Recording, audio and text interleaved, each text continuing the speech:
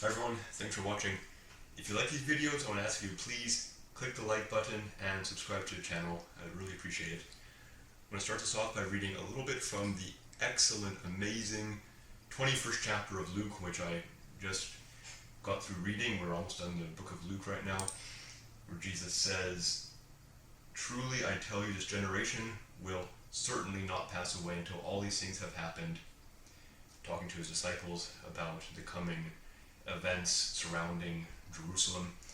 He says, "Heaven and earth will pass away, but my words will never pass away," with those taking us very far into the future of human history, when not just that era would end, but the book will close on the rule of mankind over earth, and that cannot come soon enough. Heaven and earth will pass away, but Jesus' words will never pass away. His words that set the law, that judge right from wrong. And boy, there's a lot of wrong going on in the world, and the thing on everyone's mind for months, of course, has been the Russia-Ukraine war, the invasion of Ukraine, or the special military operation, as some people still like to call it. And the big news recently, I recently talked about the Ukrainian Kherson counteroffensive, and then they launched another major counteroffensive in the Kharkive region. It was expected, yet still a surprise, I think, that they could throw so many troops and so much equipment into action on two fronts. The Kherson offensive was talked about for months, many false starts, or at times when it was announced that it was starting, but then it didn't seem to be anything. They really committed to it at the end of August, when they finally took out those bridges south of Kherson City, and they threw their weight of their military into this counteroffensive. Thousands of trained soldiers, thousands of territorial defense, like their national militia, the best equipment they have available to them. And it seemed to be inconclusive after several days of fighting. The way these battles go, the attackers will send out multiple attacks, armors with infantry support, keeping reserves to wait to be able to exploit a breakthrough. On the defender side, it's similar. You have a kind of light defenses, firing positions, some crude weapons, some man-portable anti-tank and anti-aircraft weapons. These front positions ready to fall back if they're come under pressure, with mobile reserves not far behind, and more mobile reserves not far behind them, so the commander can observe the battlefield, commit reserves as necessary. So that's how these battles go. The attackers looking for the weakness in the lines. Where is their breakthrough going to happen? The defenders looking to see what the attackers are doing, inflicting whatever casualties they can, and getting ready to pull back if needed and commit reserves for counteroffensives. This went on for a number of days, several waves of Ukrainian attacks, a lot of casualties, not much movement in the lines. They did finally secure a bridgehead over the Inhulets River, kind of to the north and east of Kherson. Bridgehead still remains today, I think, but the fighting has largely died down. Then they launched their second big counteroffensive.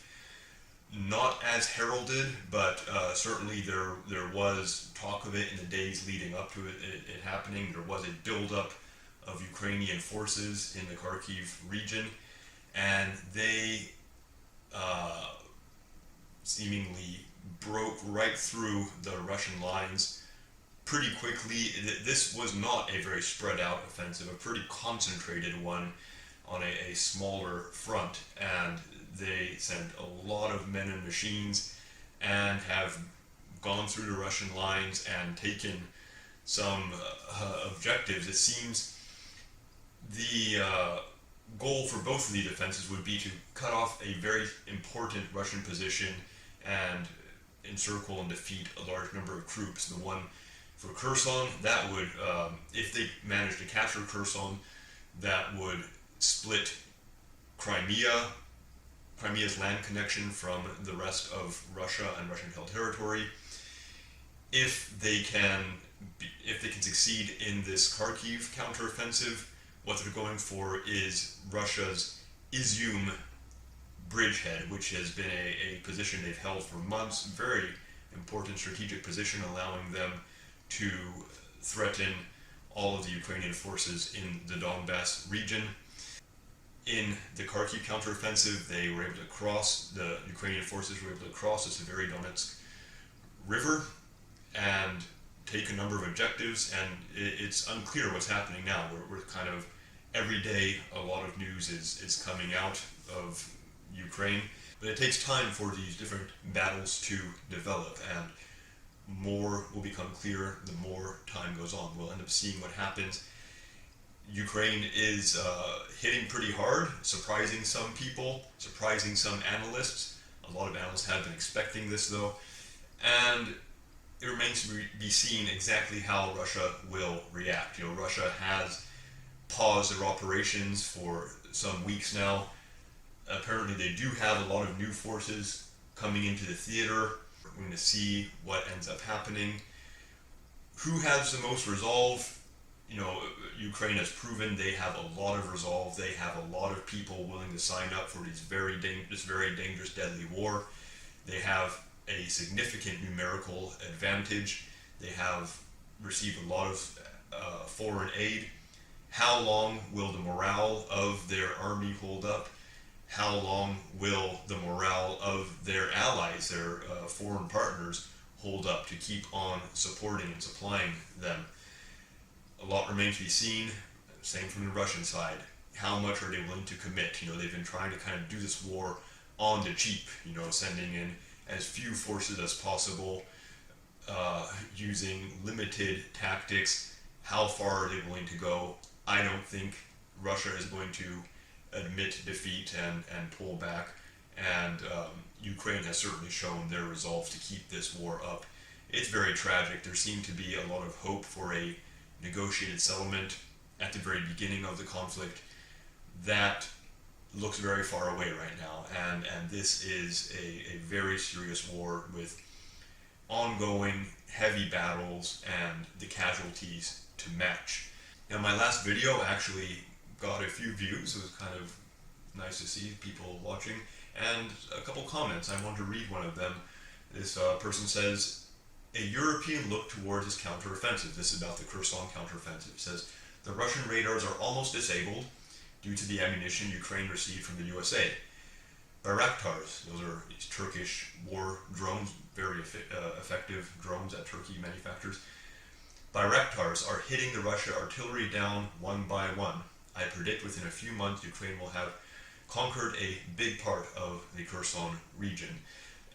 Very good point he brings out is a lot happens that doesn't make the news, and these battles can take a long time. Things can take weeks, can take months. This war has been going on for 6 months now, and the trend has been towards Russian victories and Ukraine on the back foot. That can change, of course, when we look at other major wars that go on for a long time. The tides of war can change. We don't know what's going to happen. Personally, I think the advantage is still to the Russian side, Russia and their allies within Ukraine, but time will tell. As Christians, it's hard to make sense of what happens in the world. I hate to be too opinionated about these things, what's going on, who's in the right, who's in the wrong. I think there's a lot of tragedy on all sides, a lot of wrong on all sides. I'm sorry to say, I know that will probably upset some people because a lot of people are very decided on this, which side they are taking. I think Christians need to kind of stick to what we know, stick to what we're good at, which should be showing love to people, showing kindness, being humble, keeping ourselves, being lowly, being, can even mean being vulnerable, being lesser in the eyes of others because we are seeking to live out the commandments of Jesus and be, as Jesus was, kind of a sacrifice for the better of the world, laying down our lives so that others can live, giving without hoping to receive in return. Some pretty strange things that Christians are asked to do when compared to in the eyes of the world, but that is our role. That is how we can hope to do our little part to make the world a better place.